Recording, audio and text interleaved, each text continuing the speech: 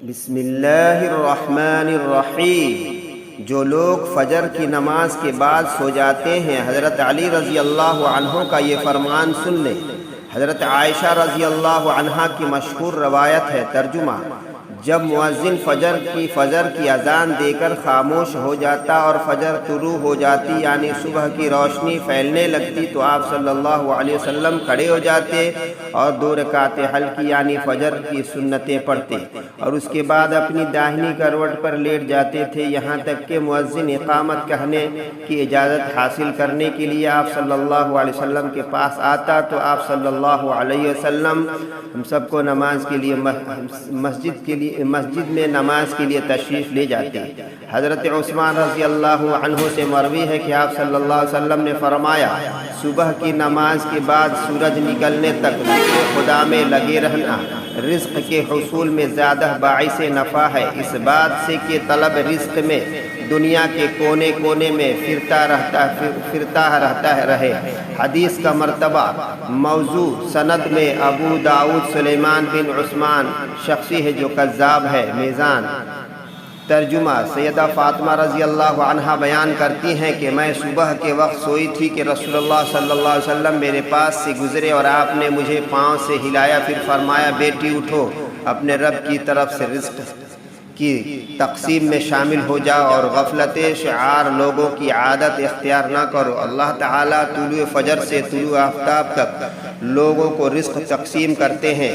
شعب الایمان، حدیث نمبر 4405۔ حضرت انس بن مالک رضی اللہ تعالیٰ عنہ کی روایت۔ ترجمہ: تلاش رزق کی خاطر نماز فجر سے طلوع آفتاب تک مت سویا کرو۔ حضرت انس سے اس کی وضاحت طلب کی گئی تو فرمایا کہ اس وقت 70 مرتبہ تسبیح اور استغفار کرنے سے روزی میں برکت ہوتی ہے۔ حضرت علی رضی اللہ تعالیٰ عنہ کی روایت۔ ترجمہ: زمین کی سطح پر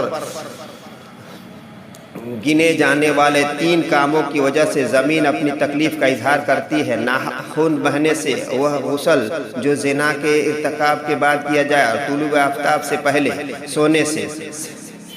حضرت ابو وائل فرماتے ہیں کہ ہم صبح کی نماز پڑھنے کے بعد حضرت عبداللہ بن مسعود رضی اللہ تعالیٰ عنہ کی طرف گئے اور دروازے سے سلام کیا تو انہوں نے اجازت دی، مگر ہم تھوڑی دیر دروازے کے ساتھ ٹھہرے رہے تو ایک باندی آئی اور اس نے کہا، تم اندر کیوں نہیں داخل ہو رہے ہو؟ تو پھر ہم اندر داخل ہوئے تو حضرت عبداللہ بیٹھے تسبیح پڑھ رہے تھے۔ انہوں نے فرمایا کہ تمہیں کس چیز نے اندر داخل ہونے سے روکا جب تمہیں اجازت دے دی گئی تھی؟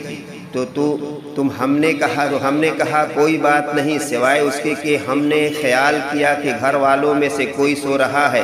تو عبداللہ نے فرمایا، تم نے ابن ام عبد کے گھر والوں کے بارے میں غفلت کا گمان کیا۔ دارمی نے کہا کہ پھر حضرت عبداللہ نے تسبیح پڑھنی شروع کر دی، یہاں تک کہ پھر خیال ہوا کہ سورج نکل گیا تو پھر باندی نے فرمایا، دیکھو کیا سورج نکل آیا ہے۔ صحیح مسلم۔ مقعد روایت کرتے ہیں کہ اللہ تبارک و تعالی صبح صادق سے لے کر طلوع آفتاب تک مخلوق کے لیے رزق تقسیم کرتے ہیں۔ جو لوگ اس پورے وقت میں غافل رہتے ہیں وہ برکت سے غافل رہتے ہیں، محروم رہتے ہیں۔ اس حدیث سے یہ معلوم ہوئی کہ ممانعت صبح صادق سے لے کر طلوع آفتاب تک پورے درمیان میں سونا ہے۔ اس وقت سونا غفلت شعار لوگوں کا رویہ ہے، اس طرح سلف کے تعاون کی بھی خلاف ہے۔ نبی صلی اللہ علیہ وسلم اور صحابہ کرام کا طریقہ یہ تھا کہ جب فجر کی نماز پڑھ لیتے تو سورج طلوع ہونے تک اپنی نماز کی جگہ ہی بیٹھے رہتے تھے اور ذکر و اذکار میں مشغول رہتے تھے۔ اس وقت میں ذکر خدا میں لگے رہنا رزق کے حصول میں زیادہ باعث نفع ہے۔ آج ہمارے معاشرے میں یہ بنا ہوا ہے کہ جو نوجوان رات کے 11 بجے دن میں موبائل، فیس بک وغیرہ پر لگے رہتے ہیں، پھر ان کے صبح کی نماز بھی قضا ہو جاتی ہے اور دوپہر کے 12 بجے تک سوتے رہتے ہیں، اور گھر میں ایسا کوئی بھی انسان نہیں ہوتا جو انہیں ایسا کرنے سے منع کرے۔ آج ہم کو بتائیں کہ حضرت علی رضی اللہ عنہ نے ایسے نوجوان کے بارے میں کیا فرمایا ہے اور کیا کچھ ان کی قسمت میں لکھا جاتا ہے جو ایسے حالت کی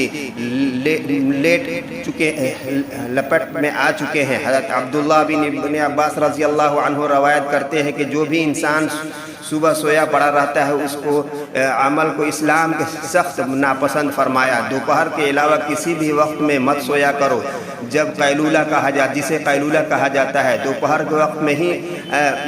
اور وہ ہمارے نبی حضرت محمد صلی اللہ علیہ وسلم بھی کیا کرتے تھے، دوپہر میں پیٹ بھر کر کھانا کھا کر سو جاتے ہیں۔ قیلولہ سے مراد وہ عمل ہے جس میں آپ کھانا کھا چکے ہیں یا نہیں، بس تھوڑی دیر آرام کرنا دوپہر کے اوقات میں، تاکہ آپ کا جو باقی کا دن ہے وہ صبح وہ صحیح سلامت گزرے اور آپ کے دن کے باقی حصے میں آپ اچھی طرح اپنے کاموں کو سر انجام دے سکیں۔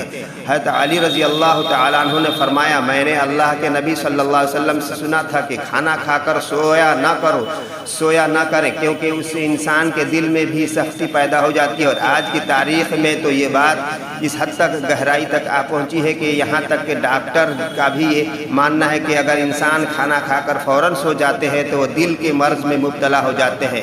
یہی بات 1400 سال پہلے ہمارے نبی صلی اللہ علیہ وسلم نے فرما دی تھی۔ اب آتے ہیں حضرت علی رضی اللہ تعالیٰ عنہ کے اس ارشاد کی طرف، جو انہوں نے فرمایا تھا کہ جب ایک مرتبہ حضرت علی رضی اللہ تعالیٰ عنہ کی خدمت میں ایک شخص حاضر ہوئے اور فرمانے لگے، یا علی، صبح سویر جو انسان سویا پڑا رہتا ہے اس کی قسمت میں کیا کچھ لکھا جاتا ہے؟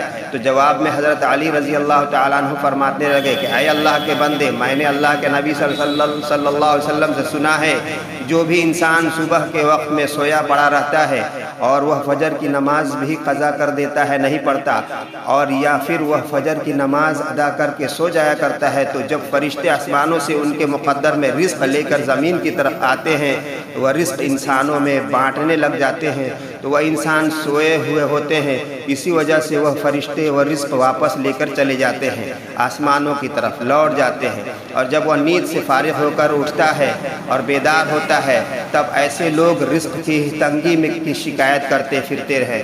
آپ نے دیکھا ہوگا کہ جب اکثر لوگ رزق کی تنگی کی شکایت کرتے ہیں تو آپ ان کے اندر سے پوچھیں، دیکھیں کہ صرف ایک آزمانے کے لیے آپ پوچھیں تو ایسا ہی آپ جب ان سے پوچھیں گے کہ صبح کتنے بجے اٹھتے ہو، تو آپ کے جواب میں لازماً یہی کہیں گے کہ ہماری تو آنکھ سویرے کھلتی ہی نہیں ہے، صبح اٹھنے سے ہم بہت دور رہتے ہیں، مشکل ہے ہمارے لیے صبح اٹھنا، جس کی وجہ سے وہ رزق کی تنگی میں مبتلا رہتے ہیں اور تنگ دستی اور بے روزگاری کی شکایت کرتے پھرتے ہیں۔ تو آپ سے گزارش ہے کہ آپ سویرے اٹھا کریں، حضرات باجماعت کے ساتھ نماز ادا کریں، پھر قرآن کی تلاوت کریں، اس کے بعد آپ اپنے دن کی شروعات کریں۔ اب آپ دیکھیں گے کہ کیسا آپ کا دن گزرتا ہے، آپ کے دن میں برکت ہوتی ہے۔ اور جو لوگ 12 بجے اٹھتے ہیں، ان کے حالات کچھ یوں ہے کہ ان کے دن کچھ کام سمجھ میں نہیں آتی، اور یہ جانتے ہیں کہ آج کل دن حالانکہ گزر جاتا ہے، کچھ کام بھی ایسے سمجھ میں نہیں آتا، جو کام کرنے لگ جاتے ہیں، پھر پلک جھپکتے ہی شام اور مغرب کی اذان ہو جاتی ہے۔ جو انسان سویرے جاگتے ہیں اور اپنے کام میں بھرپور لگ جاتے ہیں، ان کے رزق میں بھی برکت ہوتی ہے، تندرستی کی بھی کوئی شکایت نہیں ہوتی، کسی بھی بیماری میں بھی مبتلا نہیں ہوتے، وہ تندرست رہتے ہیں اور ہر بیماری سے بچے رہتے ہیں۔ اللہ تعالی ہم کو اور آپ کو کہنے اور سننے سے زیادہ عمل کرنے کی توفیق عطا فرمائے، اور صبح سویرے جلد سے جلد بستر چھوڑ کر نماز ادا کرنے کی توفیق عطا فرمائے، اور دن کی شروعات اچھے سے کرنے کی توفیق عطا فرمائے، جب تک زندہ رکھے، ایمان پر زندہ رکھے، اور 5 وقت کی نماز ادا کرنے کی توفیق عطا فرمائے، اور خاتمہ ہو تو اللہ کے ذکر و اذکار کے ساتھ خاتمہ ہو، ایمان کے ساتھ خاتمہ ہو۔